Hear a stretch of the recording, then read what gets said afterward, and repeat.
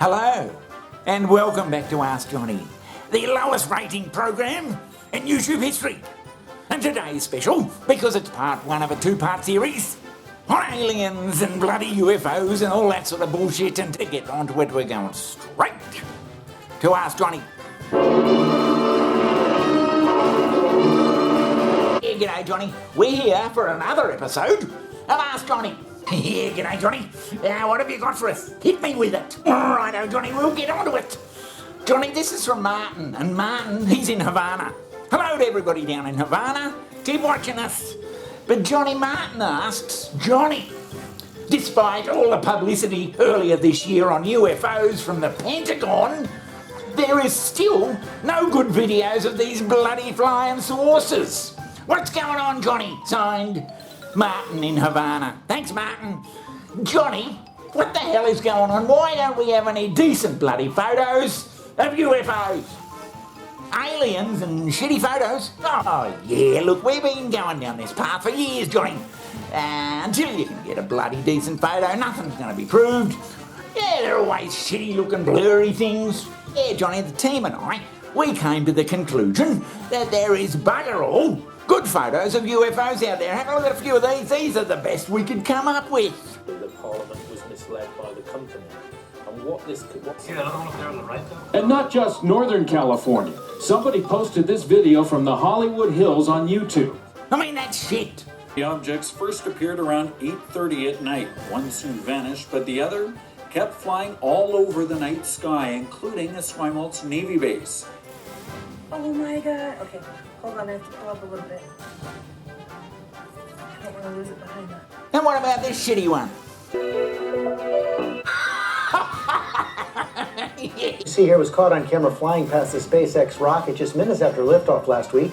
Transportation. It's a Volkswagen flying like a drone, except faster. And God knows, Venus looks pretty big sometimes, and for some dumb bastards, they might think it's a bloody UFO too. The video has picked up a legitimate UFO. Even the stuff from the bloody Air Force in the US, it's pretty bloody cloudy. Have a look at this. From the realms of science fiction, straight to the White House. Splash. Mark bearing range. I mean, what's wrong, Johnny? We've just gone out there with a decent fucking camera and taken a nice clear shot of these bloody UFOs, not this grainy fucking cloudy shit. Oh yeah, it'd be a dream come true for you or me to see one, Johnny. Yeah, I'm angry, Johnny. I'm angry because it's 21st century here, and we're still stuffing around with blurry images, the same we were doing in 1952.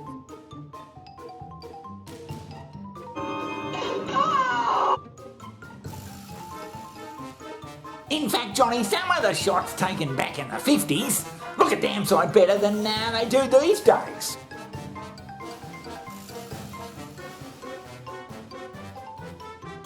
Johnny, there's a lot of military aircraft out there flying around, especially at night, and they drop flares. Flares? From an aeroplane?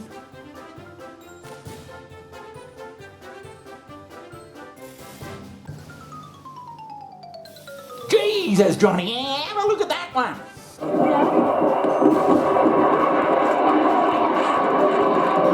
Yeah, flares, it's to stop heat-seeking missiles from the enemy flying right up their ass.